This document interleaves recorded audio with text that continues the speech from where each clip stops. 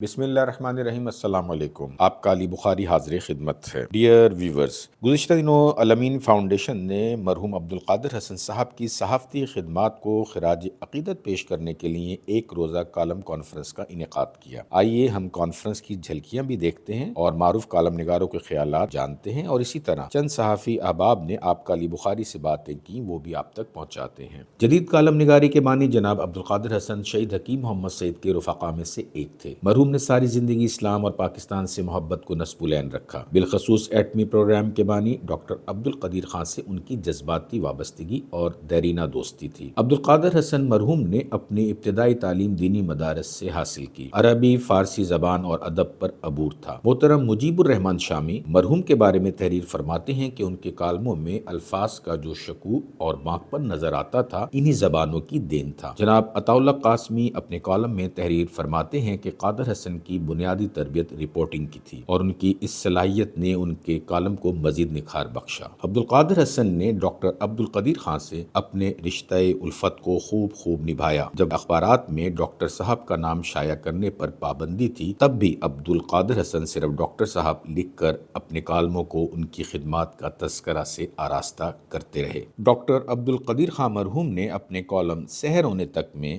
جناب عبدالقادر حسن صاحب کا تذکرہ کچھ اس انداز سے کیا کہ ایک نہایت عزیز قابل صحافی جگر کے ٹکڑے جناب عبدالقادر بھی ہم سے رخصت ہو گئے۔ میرے پیارے دوست تھے اور ہم اکثر ملتے رہتے تھے۔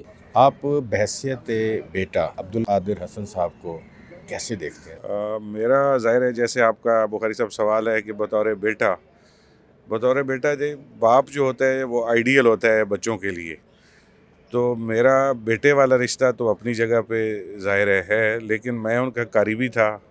ان کا آپ سمجھیں کہ جو آج کل میں کالم لکھ رہا ہوں، میں ان کا شاگرد بھی ہوں اور وہ میرے دوست بھی تھے، اور جس فقیری اور درویشی میں انہوں نے زندگی گزاری میرے والد نے، تو لیکن ہمیں انہوں نے کبھی کوئی کسی چیز کی کمی نہیں ہونے دی، اور ہمیشہ یہی کہا کہ بیٹا جب تک میں ہوں عیاشی کرو، عیش کرو۔ تو میرا مطلب بڑے محدود، آپ کو علم ہے کہ بڑے محدود وسائل ہوتے تھے، اخبارات کی تنخواہیں بڑی محدود تھیں، لیکن انہوں نے اپنے آپ کو ماشاءاللہ اس چمک، اور پھر چمک دمک بھی بڑی آ گئی اخبارات میں اور اس میڈیا میں، لیکن مجھے یہ کہنے میں فخر محسوس ہوتا ہے کہ انہوں نے اس چمک دمک کی دنیا سے اپنے آپ کو دور رکھا، اور اپنا دامن جو ہے وہ بڑا صاف ستھرا رکھا، اور وہ میرے حساب سے، اب یہ تو اللہ پاک کی ذات جانتی ہے، وہ دنیا سے سرخ رو ہو کر گئے۔ بے شک، اور آپ بھی بحیثیت بیٹا ہم سمجھتے ہیں کہ ان کے لیے ایک ایصال ثواب کا ذریعہ ہے۔ بہت شکریہ جناب۔ جی، میں عبدالقادر حسن صاحب کے بارے میں بنیادی طور پر سمجھتا ہوں کہ عبدالقادر حسن ان صحافیوں کی ان نسل میں سے تھے کہ جو نسل اب شاید ناپید ہو چکی ہوئی ہے۔ یہ نسل اپنی علم کی بنیاد کے اوپر، اپنے تجربے کی بنیاد کے اوپر، اپنی سیاسی سوچ کی بنیاد پر آگے بڑھی تھی۔ میں عبدالقادر حسن صاحب کے ساتھ ایکسپریس میں بڑے طویل عرصہ میں نے اکٹھے کالم لکھا ہے، جنگ میں بھی ان کے ساتھ کالم لکھا ہے۔ ان کی تحریر کی کاٹ اپنی جگہ، لیکن ان کے علم جو تھا اس کے اندر جھانکتا تھا، ان کی سیاسی وین جھانکتا۔ پھر اس کے بعد یہ تھا کہ پاکستان کا شاید ہی کوئی پولیٹیکل لیڈر ایسا ہو جن کے ساتھ ان کے ذاتی تعلقات نہ ہوں، اور اسی ذاتی تعلقات کی بنیاد کے اوپر وہ اپنی جو ہے جب گفتگو کرتے تھے تو وہ حیران کن ہوتی تھی۔ پھر اس کے ساتھ ساتھ یہ تھا کہ پاکستانیت ان کے اندر کوٹ کے بھری ہوئی تھی، انتہائی جسے کہتے ہیں پاکستان سے محبت کرنے والے لوگوں میں سے تھے۔ دیکھیں، پاکستان میں جو دائیں بازو اور بائیں بازو کی نظریاتی صحافت ہوئی، اس میں عبدالقادر حسن صاحب کی جو شناخت ہے وہ بطور دائیں بازو کے جرنلسٹ کے طور پر انہوں نے اپنی صلاحیتوں کا اپنے آپ کو منوایا، اور وہ ایک ایسے نظریاتی صحافی تھے جنہوں نے سیاست، جمہوریت، سماجیات کے معاملات کے اوپر بہت خوب لکھا، اور بلکہ اگر آپ کہیں کہ کالم نگاری کے جو بانی ارکان ہیں ان میں ان کا شمار ہوتا تھا۔ اور میرے والد مرحوم عبدالکریم عابد سے ان کی بڑی دوستی تھی، اور میری ان سے بھی جو ملاقاتیں تھیں وہ اپنے والد کی وجہ سے تھیں۔ ان کی اہلیہ رفت قادر صاحبہ جو ہے وہ ہمارے گھر بہت آتی تھیں، تو عبدالقادر حسن کو میں نے بہت قریب سے دیکھا ہے۔ پھر میں اسی اخبار میں کالم لکھتا ہوں جہاں عبدالقادر حسن صاحب کالم لکھتے ہیں، تو ایک بہت ہی شفیق آدمی، ایک بہت ہی ملنسار آدمی، اور ایک بڑی، جنہوں نے کہا نا کہ جنہوں نے اپنی ساری زندگی جد و جہد میں گزاری ہے، اور بڑا مشکل وقت دیکھا صحافت کا، وہ جس کا دولت اور پیسہ اس میں نہیں ہوتا تھا، صرف نام ہوتا تھا، اور انہوں نے اپنے نام کی لاج بھی رکھی، اپنے کام کی لاج بھی رکھی۔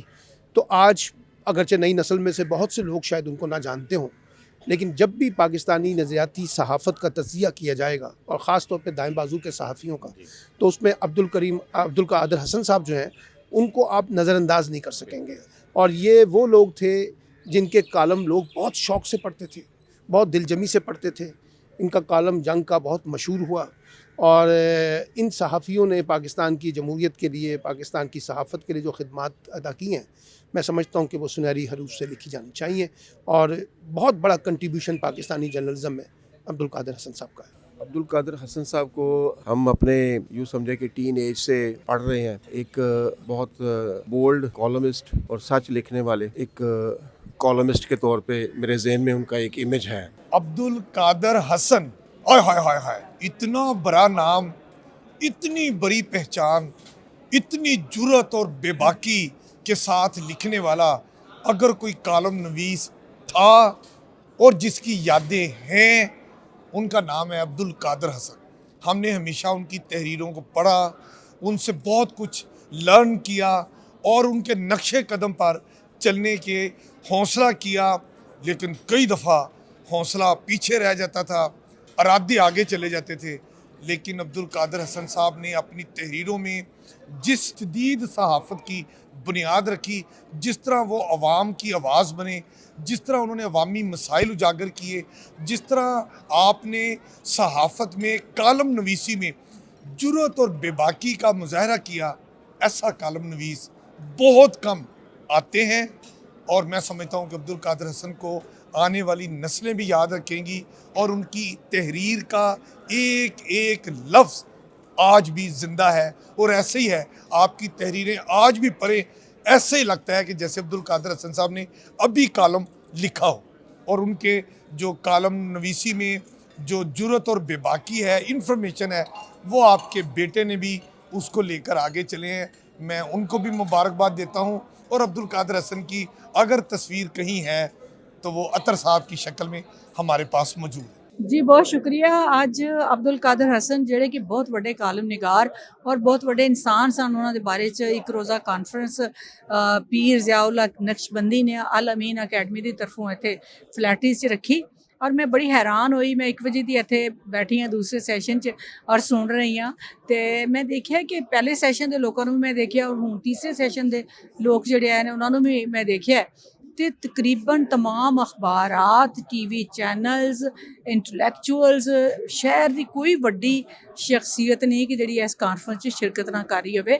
سنن والے چرڑے وڈے نام بیٹھے ہوئے نے. تے میں سمجھنی ہوں کہ عبدالقادر حسن صاحب دیاں جڑیاں خدمات نے، جڑی کالم نگاری جو کچھ انہوں نے اس قوم نو دتا، نظریے دے حوالے نال، اپنے لفظاں دے حوالے نال انہوں بھرپور خراج تحسین پیش کیتا گیا. تے میں بڑی مبارکباد دینی الامین اکیڈمی نو اور تانوں سب نو کہ تسی ایک وڈے کام لے تے اکٹھے ہوئے. بہت شکریہ میڈم. امکان میں سعدیہ قریشی صاحبہ لکھتی ہیں کہ لکھاری سے قاری کا بھی عجیب رشتہ ہوتا ہے، جو اس کی تحریر کے توسط سے قائم استوار ہوتا ہے، اور غیر سیاسی باتیں لکھنے والے ممتاز صحافی کالم نگار سے ہمارا تعلق زمانۂ طالب علمی سے قائم ہوا، جب اخبار پڑھنے خصوصاً ادارتی صفحہ پڑھنے کا چسکا لگا. منیر احمد خلیلی کہتے ہیں کہ دنیا سے جانے والوں کا ایسا تیز رفتار سلسلہ چل پڑا ہے کہ اس میں کیسی کیسی ہستیاں خاک میں پنہا ہو گئیں. قحط الرجال بڑھ رہا ہے، لگتا ہے کہ ایک طرف عظمتیں پیدا ہونا بند ہو گئیں اور دوسری طرف جو تھیں موت تیزی سے ان کو سمیٹ کر لے جا رہی ہے. اللہ تعالیٰ عبدالقادر حسن کو اپنے جوار رحمت میں جگہ دے، آمین.